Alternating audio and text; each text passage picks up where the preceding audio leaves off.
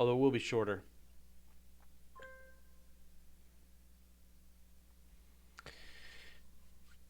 All right. I think I'm live. I should listen see if there's any other sounds coming through the stream. It's just me.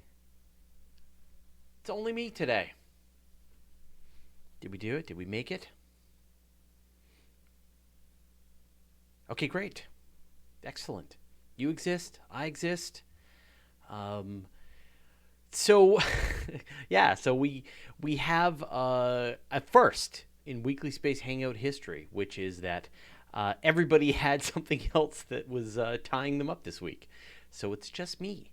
But we've got an amazing interview with Ellen Stofan, who is the director of the National Air and Space Museum, former science director for NASA. We talked for 16 minutes and 20 seconds. So we wanted to give you that interview.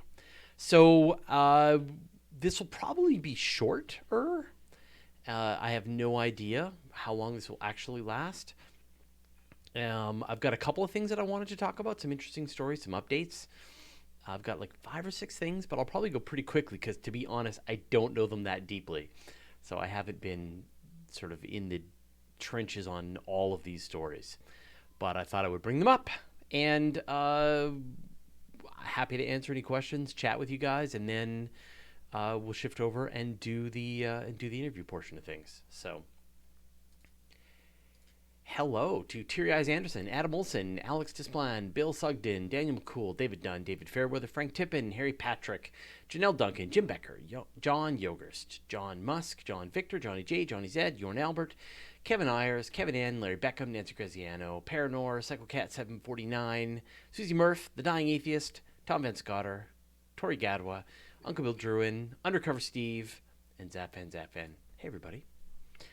Yeah, who's going to say Happy Podcast Day? I guess I get to say it then, don't I? Perfect. That's what they told me.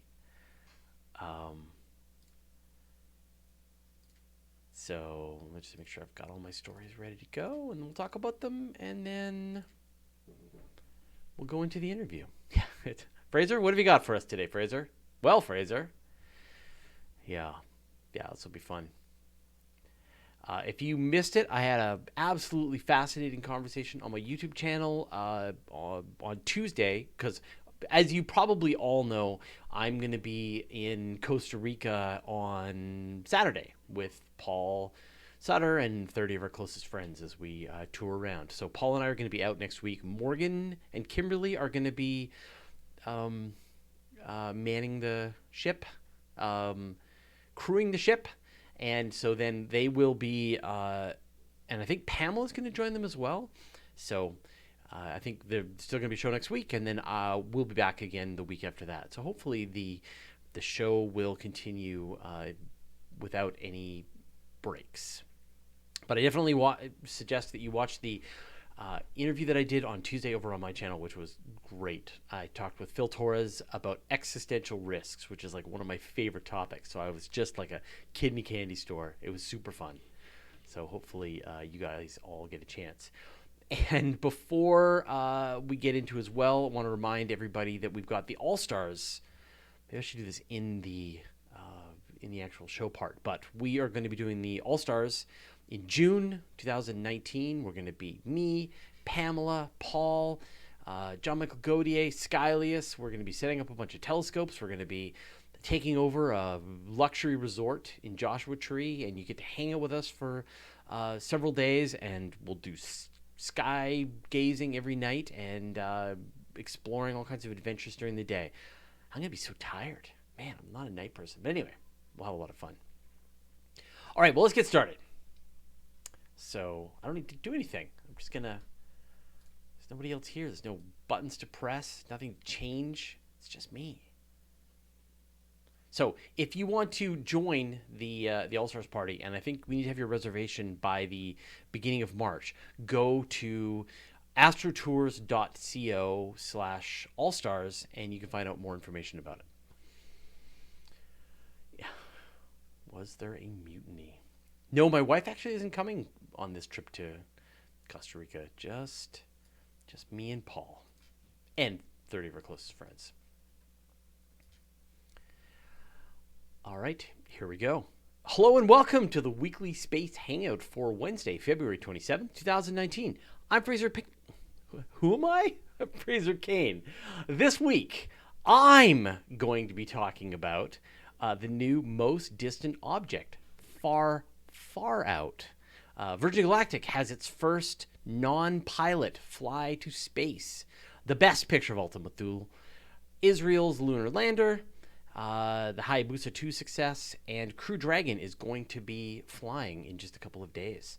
So let's get into the story. So normally I then say everyone who's joining me this week, and I mention all these names like Dr. Kimberly Cartier or Dr. Paul Matt Sutter or Dr. Morgan Renberg. Well, none of them are here. They are all, for various reasons, busy this week.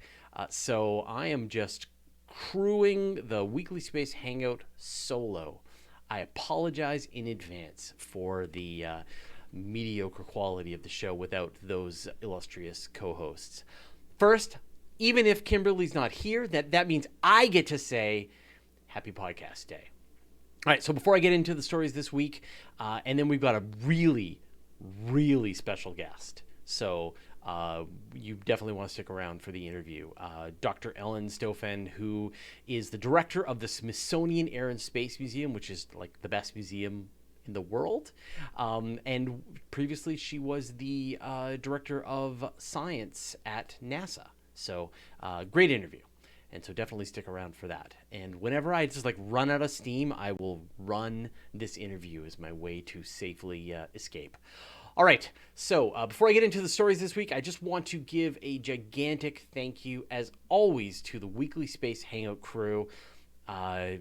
Couldn't do the show without them. And today's interview is a perfect example in that I had no idea who I was going to be interviewing until I noticed the name and recognized it, and then started to completely geek out when I realized who I was going to get a chance to interview. This was coordinated entirely by the Weekly Space Hangout crew, which is really the executive producers of this show. If you want to be part of the team that helps make the show, go to wshcrew.space. They will give you all the information that you need. You can be part of the chat that shows up down at the bottom of the show during our live stream. They will help make you an executive producer of the show, and you can book whatever dream guests you want, and I will be glad to interview them for you. That's all we ask, is that you help us pick the guests that you want us to interview. I'll do my part and interview them as long as you do your part and book them. All right.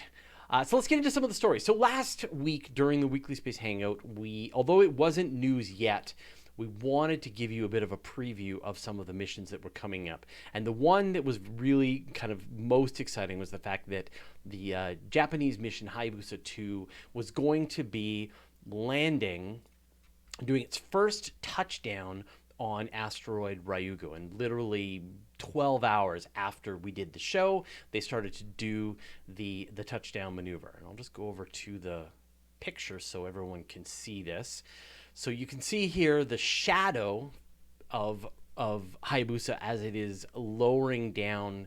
Actually, this is it coming back from the asteroid. And one of the things that's really interesting is that it caused this sort of dark sort of smear that's on the surface of the asteroid. And actually, astronomers still don't really know how the spacecraft might have actually caused this. So the touchdown was a success. They touched down, they collected a sample, they came back to space. This is the first of 3 sample attempts. So over the course of the next, I'm not sure how long it's going to take, but over the next few weeks, months, they're going to be doing 2 more sample attempts to grab more of the asteroid. Then they're going to be flying it back home, and that's going to take a couple of years to get back to Earth. Hopefully they will have more sample on board than the first Hayabusa mission, where they had just a couple of micrograms. So congratulations to everyone involved in the Hayabusa mission. I can't wait to see how this mission finally unfolds. The next big piece of news, which we mentioned, was the fact that SpaceX on Friday was going to be launching a Indonesian telecommunications satellite, which is fine, very standard. Big telecommunications satellite. One of the interesting things about this is that the satellite was going to be launched on a. I'm just going to see if I can pull this up here. Was going to be launched on a. There we go. A thrice used Falcon 9 rocket, which is pretty exciting.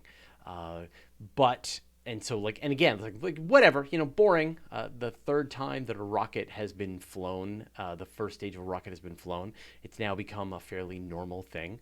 But the part that's kind of exciting to us is the fact that on board this mission as well, tucked in above this Indonesian telecommunication satellite, was the Beresheet lunar lander, which is a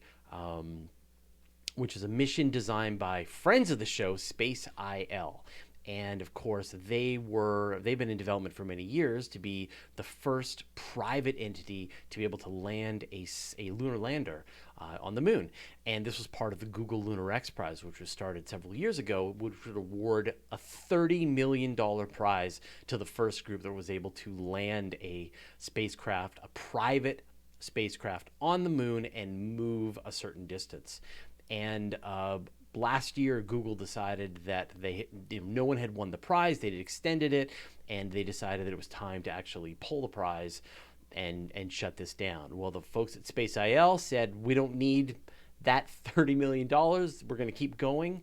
And they've kept grinding away, and now we're on our way.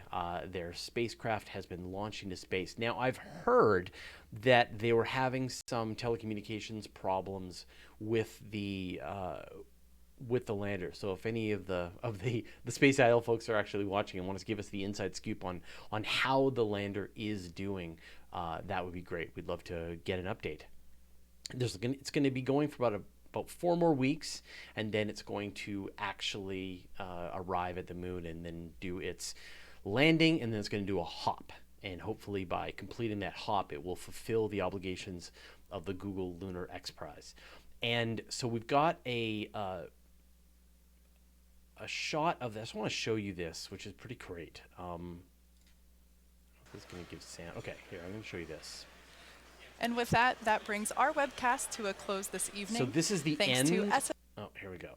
SpaceIL lunar lander just about a few minutes ago, and now we're just waiting for our last deployment that we'll be able to see today, New Centaurus Sat 2. So that'll be coming up just in a few seconds.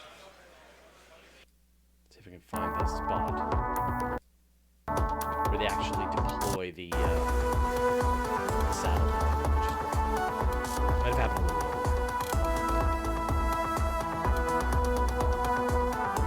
a few minutes ago, and now we're just waiting for our last deployment that we'll be able to see today, New Centaurus Sat 2. So that'll be coming up just in a few seconds.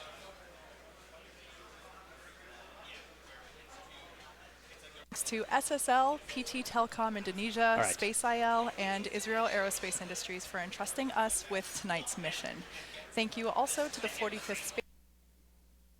So, congratulations. I'm so excited that all of the things that we were looking forward to all went off without a hitch.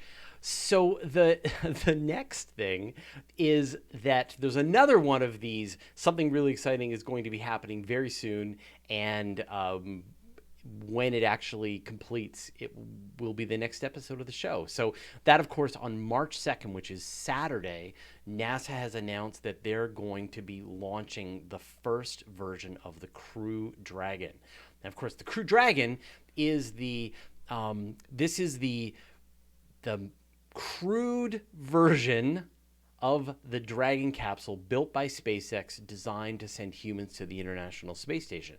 And there's 2 kinds of vehicles. There's the Crew Dragon version, and then there's Boeing's CST-100 Starliner. Both of these have been in construction for a couple of years, and both of these will bring back the capability for the United States to be able to send human beings back to the International Space Station. And NASA just gave the go-ahead that the Crew Dragon is ready to go. And in fact, they're going to launch Demo 1 on March 2nd, so on Saturday. I'll sort of show you this. Now, the thing with this first version, this is going to be an uncrewed version of the Crewed Dragon. So it's going to be launching. It's a test. They're going to see how well it launches, make sure that it fulfills all of their requirements, and then get closer and closer to actually sending humans to space. So we're not, I guess, I'm sure there's going to be some, I can imagine some people are going to be covering this live over on YouTube, like Everyday Astronaut. So if you want to be able to watch the launch live Saturday, so it's going to turn around really quickly. It's sort of a bit of a surprise that they gave it the green light so quickly, but it's pretty exciting.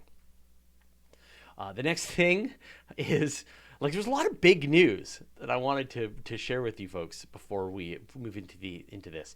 So the next thing is we finally got the best, highest resolution images of MU-69, which is taken by New Horizons. So I'm just going to show you this picture. So this is it. This is the closest, highest resolution image that we're going to be able to see from New Horizons.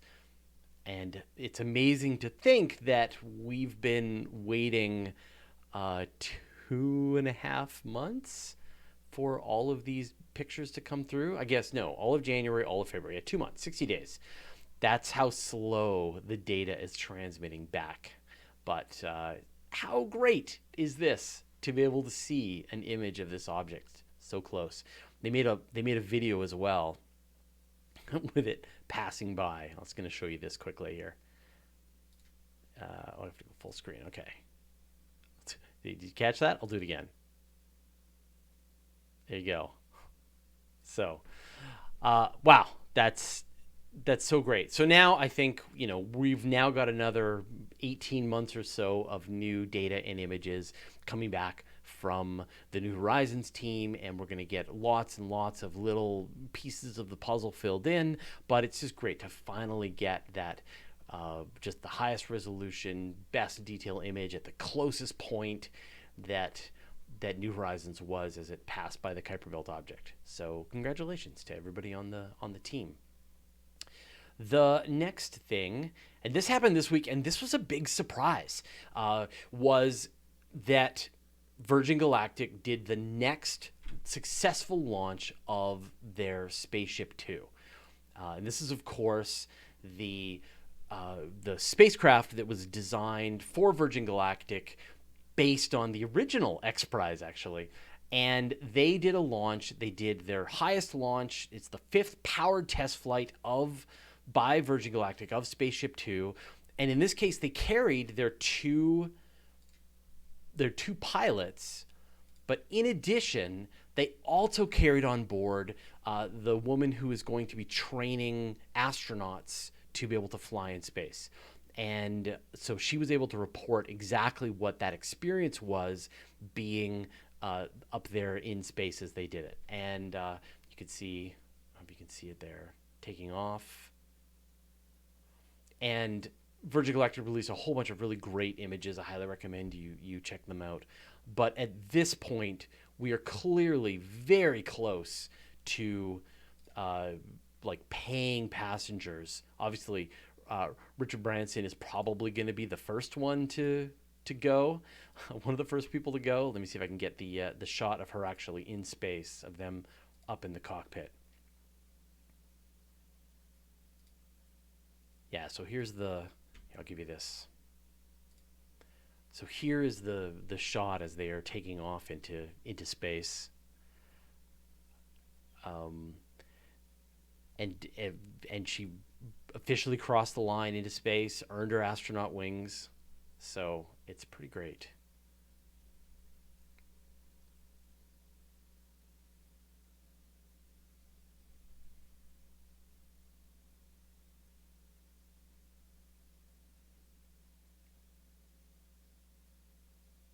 So cool. And then, so the cool thing about this spacecraft is it has the back wings of it feather as they always describe it, as like a badminton bird, right? In this case, you can see the camera is actually attached to the wing. And so what this does is then no matter what direction it comes back into the atmosphere, it reconfigures itself into the ideal position to be able to gather, Space Scotland. to be able to get lift again, to be able to come back to a safe landing. Welcome to the club, astronauts. Thanks, Space. I like this club. Well, I was privileged to be the first Kevin evaluator. Right. So, again, big week for human spaceflight. And then the last thing I just wanted to mention quickly is there's now a new farthest object that's been discovered in the solar system, and the previous object, the farthest in the solar system, had been called Far Out, and now the new one is called Far Far Out. And this is now located at 140 astronomical units, which is really just a ludicrous distance away from the sun. And this was done by the team at the Carnegie Institute for Science in Washington, D.C. And the previous... I'm trying to find the distance for what the original Far Out was. There you go. So...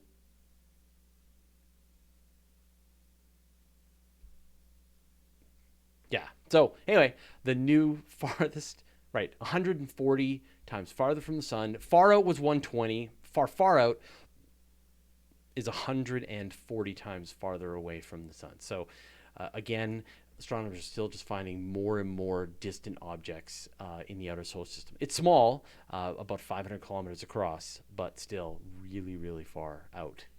Hence the name. Although I'm sure once this actually goes to the International Astronomical Union, that name probably won't stand. So, Jorn Albert is asking, did he cross the Kármán line as I understand Virgin Galactic, everybody crossed the Kármán line and became like in the 530s of astronauts. 537, I think, was 570. There you go. So Beth Moses, who's the chief astronaut instructor, she was the 571st person in space and the first woman to fly in a commercial space vehicle. Although I'm not sure how many people have flown in a commercial space vehicle. And of course, I think people have been a little down on what's happening with Virgin Galactic over the last year, with Blue Origin starting to catch up with their method, and so we should be seeing the first flights from Blue Origin later on this year. Sorry. So I'm looking forward to like proper competition in the space tourism game. Someone's saying that they should get a GoFundMe account for Fraser to go on one of these. No way. I'll wait for a while until it's super safe. Would I do it? If I could get a free flight on either one of those, I probably would, but I wouldn't pay $100,000 to do it. Would I do it for free? Yes, I think I would, if it was safe, which it's not yet.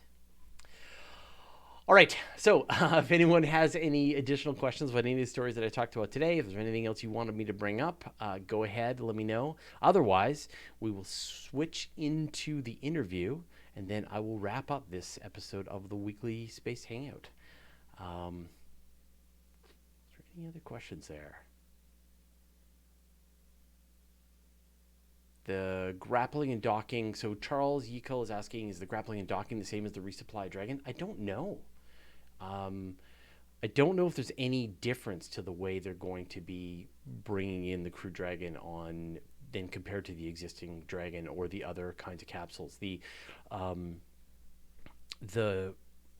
Soyuz and the Progress spacecraft, will dock to the Russian parts of the International Space Station, and with the Dragon, they use the Canadarm, as I recall, to actually grab the Dragon and bring it in. Arjun is asking which one would be safer.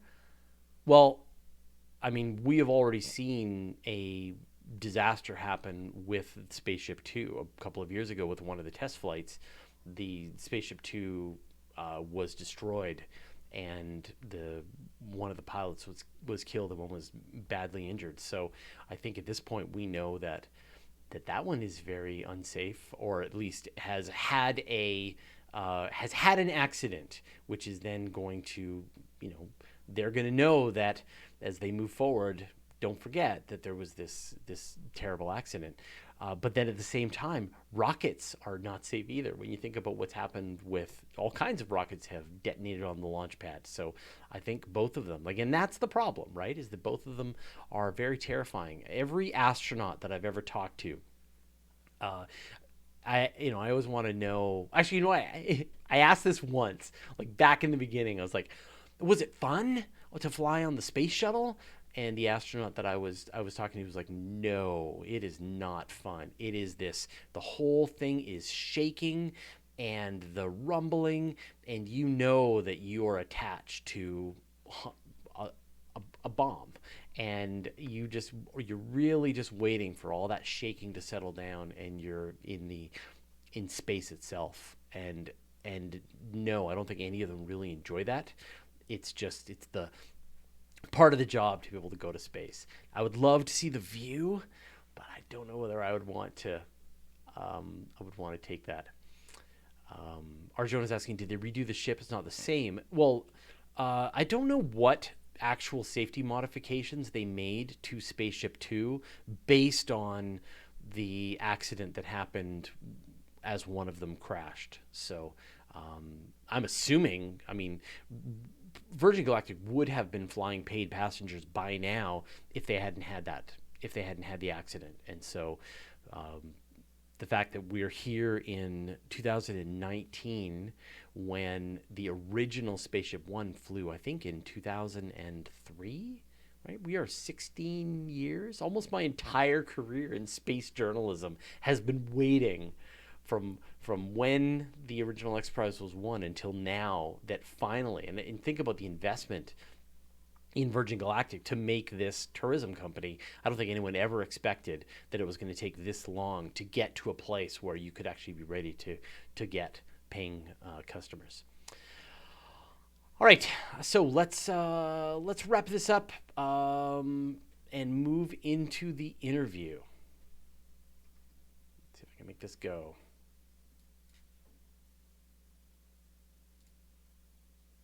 That didn't work.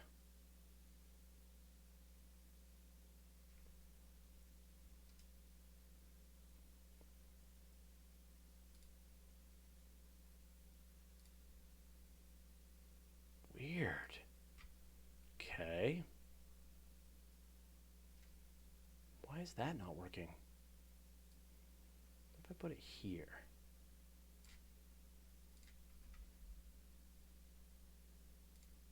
All right. Okay, and joining us this week, we've got Ellen Stofan from the Smithsonian Air and Space Museum. Ellen, thank you so much for joining us on the Weekly Space Hangout. Happy to be here. I love the Smithsonian Air and Space Museum. I've been once in my life, the one in Washington, D.C., but there's many more. So where are you located right now? So right now I'm at our National Mall building. We actually have two museums. We have the building on the National Mall, which is falling apart. That's a whole nother story. And then we have a building that's basically on the grounds of Dulles International Airport out in Chantilly, Virginia. And you're not supposed to pick favorites among your children, but those who haven't been to the Hazy Center are missing something incredible. Yeah, and that's me. I've been to the one on the mall, but I haven't been to the one at the Hazy Center, and that's where you've got all the big toys, right? That's right. Little things like the Space Shuttle Discovery, an SR-71 Blackbird, the Enola Gay, just a few important things. We also have, that's amazing for people to be able to see, is we have a restoration hangar where we have an amazing team of folks that are actually out working every day, rebuilding, for example, an old wooden Lincoln Standard plane. They're redoing a lot of the woodwork on the wing structures of it. We have a World War II plane called Flak Bait that's in the restoration hangar, and you can actually look in through glass windows and watch them working on these aircraft down on the floor. It's really fun. Yeah, and I think, if we took the time to go through some of the historic artifacts that you have in the museum, not only the ones that are on for show, but also the ones that I'm sure that are in the archives, I mean, we would just be here all day.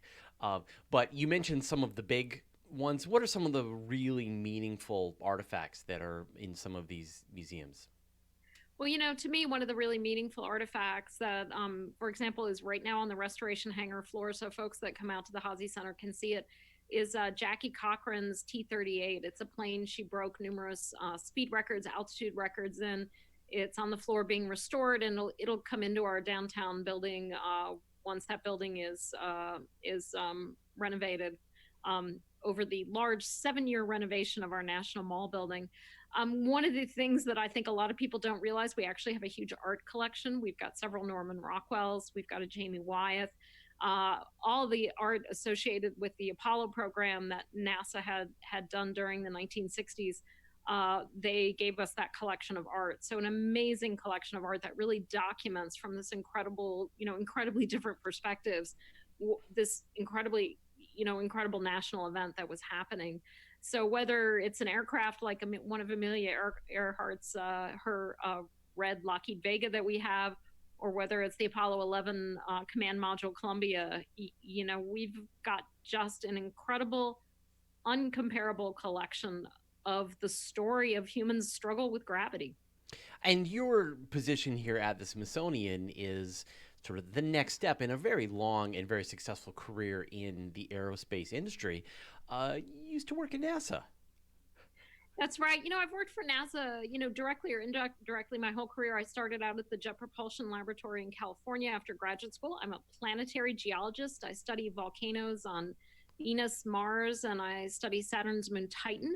I spent from 2013 to 2016, I was the chief scientist of NASA, which was a really fun job. I got to advise the then NASA Administrator Charlie Bolden on science policy across the agency. That's the job that Jim Green's doing now. Is that right? Exactly. Yeah, right. Yeah.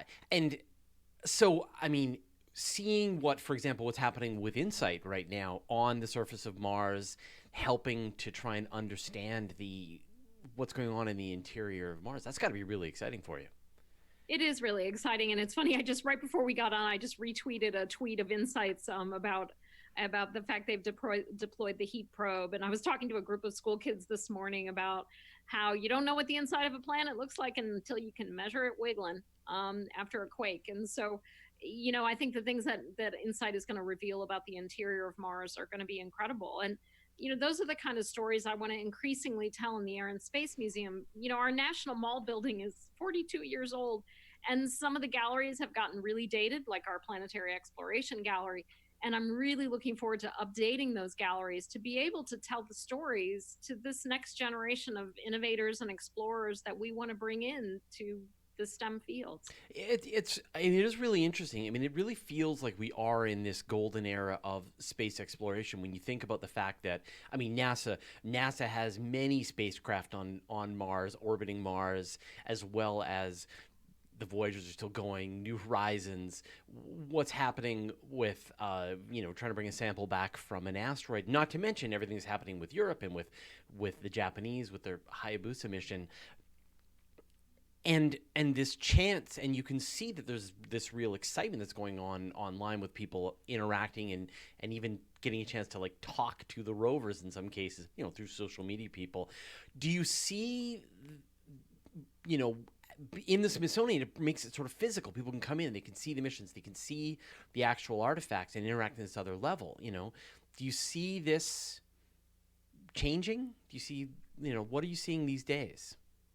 I think there's incredible excitement from the public. We are the most visited museum in the United States. We get somewhere between 6 and 8 million visitors a year. We're the third most visited museum in the world. So that right there tells you there's a lot of public interest in this. We've had more people than the population of the United States come through our doors since we opened in 1976. So I think there's a strong, enduring interest in this story that got us from Kitty Hawk to the Sea of Tranquility, and now hopefully moving humans back to the moon and onto Mars. And I think one of the things that's really intrigued the public is this change, the fact that it's not just government space agencies, that you have private companies, you have these charismatic individuals involved. In fact, 2 weeks ago, we actually had Sir Richard Branson here in the museum. Virgin Galactic donated the engine from the first successful flight of Spaceship Two. So that's now also visible, able to be viewed at our out at our Hazy Center out in Chantilly until it comes back to its permanent home once we've renovated and created a new gallery about the future of spaceflight. So I think it's this idea, wow, space tourism is actually maybe going to become a real thing and become accessible to more and more people. I think those are the kind of things that are exciting the public. Yeah, it became really real just in like the last couple of days. Like just a couple of days ago, Virgin Galactic was able to carry 3 people into space. It looks like Blue Origin is around the corner from doing something very similar. Of course, this will happen. SpaceX, the new Crew Dragon capsule has been approved for launch in early March. So you can see this blending between what NASA is working on and other private organizations. Space IL just sent a rover to or a lander to the moon. So it's sort of all these different places. It's almost like it's my job to stay on track of it, and I can barely keep it all in my head.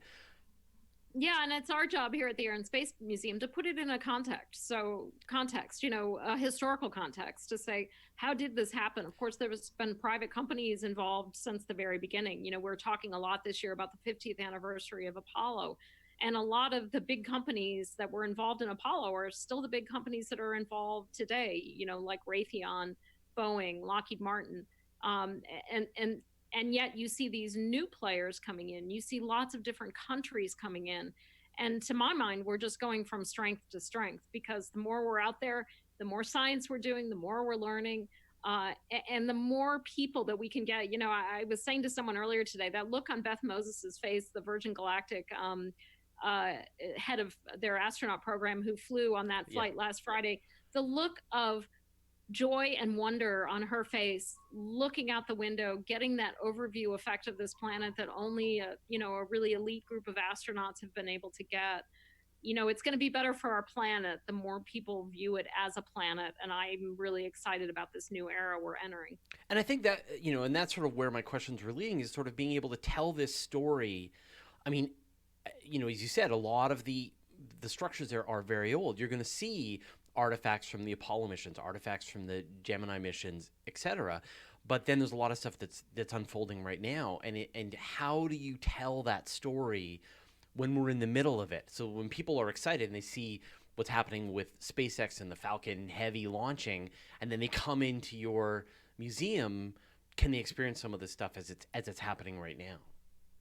Definitely. And that's one of the things that we're really excited about. We're creating 2 new galleries in the museum as we're renovating it. One is going to be on the future of spaceflight. So talking about this issue of where are humans going in space, sending humans beyond, out to the moon, onto Mars. What are the issues? A place to talk about space debris, a place to talk about the effects of radiation on humans. So a place to really bring out the issues, who's doing it? Who are the players? What's different? Really exciting place to at least be able to lay out some of those issues and, again, put them into a historical context. Then we're going to have another gallery that's going to be talking about innovation writ large in the aerospace. So things that cross air and space. For example, artificial intelligence. How is that changing aviation? How is it changing how we do spaceflight? For example, I don't think we can get humans to Mars without friendly Hal on board, because the astronauts are going to need some sort of artificial intelligence to help them diagnose problems. When Houston, we've got a problem, is a 1-hour round trip light time kind of deal. So I think getting people to start thinking about these issues. All right, people have heard of AI, but how is that being used in aerospace? How is it changing aerospace? What about hypersonics and supersonics? Are we really returning to supersonic commercial flight? These are fun issues that I think we just need to get in front of the public, because ultimately, they are the decision makers. They're the ones that decide, how are we going to use these technologies? And there's good sides to them and there's bad sides to them. Let's just put all that out there and let people think about it. Yeah, I think that's a really great approach, that there are all these challenges. We don't know really what the long-term space flight is going to do to the human body, especially as people go for these longer flights out beyond the Van Allen belt, out to Mars. And these are the challenges that NASA's wrestling, and to have more eyes, more people thinking about these ideas and just sort of thinking up solutions, and also being inspired. Like, I think it's a challenge that inspires people to go into a field of engineering or space science or things like that. It's like the inspiration from science fiction and a lot of the challenges. And I really love that we don't know the answers to these questions. It's great to be part of the mystery as it's unfolding. Exactly. And, here at Air and Space, we have a mission that we want to inspire the next generation of innovators and explorers. And to me, a way to do that, certainly there are kids who are going to get inspired by looking at the Wright Flyer and say, oh my gosh, that's the actual 1903 Wright Flyer that was first got us off the ground. But to me, there's other kids who are just like you say, they're going to look at an exhibit on what we've learned about Mars and about the possibility of life on Mars. And that child's going to say, I want to be the first girl to walk on Mars. I want to break open those rocks and find evidence of past life. And so how do we lay out not just this amazing, rich history, but the potential, the excitement? And as you said earlier, we're living in this amazing era. Everything is changing so fast. You think about the fact Kepler has discovered, over 2,500 confirmed planets over the last, 5 or 6 years of its life. Everything is changing in such an exciting, mind-blowing way. Let's get that in front of the public. All right. So if you could go and have a mission, a recovery mission, to bring some mission back to Earth, that you could put it in the museum, what would it be? I've been asked that a lot, and I was at a conference a couple weeks ago, and somebody asked me, and I started talking about opportunity, and my voice cracked. Yeah. And it's all of us loved opportunity. It definitely was that little rover that could.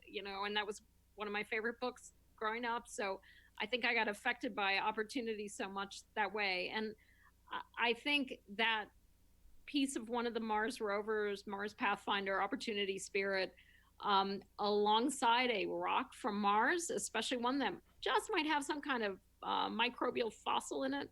That's probably my dream exhibit right now. And, as a scientist, where is a place that there are no plans currently to send a mission to, or any lockdown plans? Where would you love for us to be able to explore a little better? And then, of course, afterwards, bring the mission back and put it in the museum. Well, you might not know, I was actually on the Cassini mission, and I played a big part in studying the lakes and seas on Titan. And I was actually involved. I led a NASA proposal to send a boat to land in one of the seas at the North Pole of this moon of Saturn that's got these seas of liquid hydrocarbons, where we can really start pushing on this question of what are the limits to life in the solar system. And so Titan is near and dear to my heart. And so I also happen to be involved with a mission proposal to Titan called Dragonfly, which is just a quadcopter to Titan. Yes. So I would say Titan is awfully high on my list. And the reason is, you got this little world so far out in the solar system, and yet it rains. There's gigantic dunes made of organic particles. It is an amazing little world that I think has a lot of lessons to help us understand the evolution of planetary surfaces, implications for life. Really cool place.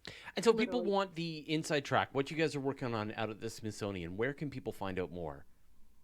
I really urge people to come to our Air and Space Museum website. We've got a lot on there about our programming this year for the 50th anniversary of Apollo, which we're really excited about. You can catch already some of the things we've done to celebrate the 50th anniversary, which we started back in October with celebrating Apollo 7. And we're going to be going through this year a lot of events this summer. And I think one of the things that's really important to me as people come and learn more about Apollo is to also look forward. What's next? Where are we going? Where are humans going next? And you'll see that flavor of not only celebrating the past, but looking towards the future. Well, awesome. I can't wait to come back to see all the changes, and I do have to get out to the Hadzi Center out by the airport. I can't wait to see some of those. And Discovery. I think that's the only one I haven't seen up close now is Discovery. So I have to go see it. Discovery deployed Hubble. So, for that very reason, it's near and dear to all of us in the planetary science community. Wonderful. Well, thank you so much for joining us. Time to get back to work. All right. Thanks a lot. Nice to talk to you. Bye. Bye-bye. All right. That wraps up the special interview. Like I said, so cool. It was great. All right. Well, thanks everybody for joining us this week. I hope my co-hosts are enjoying their time off. I'm sure they're all really busy. I have no idea why, but they're all, I know, have all kinds of reasons why they had to stay busy. So thanks for everyone watching me try to do this solo. You can see why. It's great to have co-hosts. I really appreciate having other brains as we work on these shows. But like I said, next week, Paul and I will be gone. So it'll be Kimberly and Morgan and Pamela, I think. And then the week after that, we'll all be back. So thanks, everyone, for watching. Thanks for joining me and stumbling through the news. Happy podcast day. And someone will see you next week.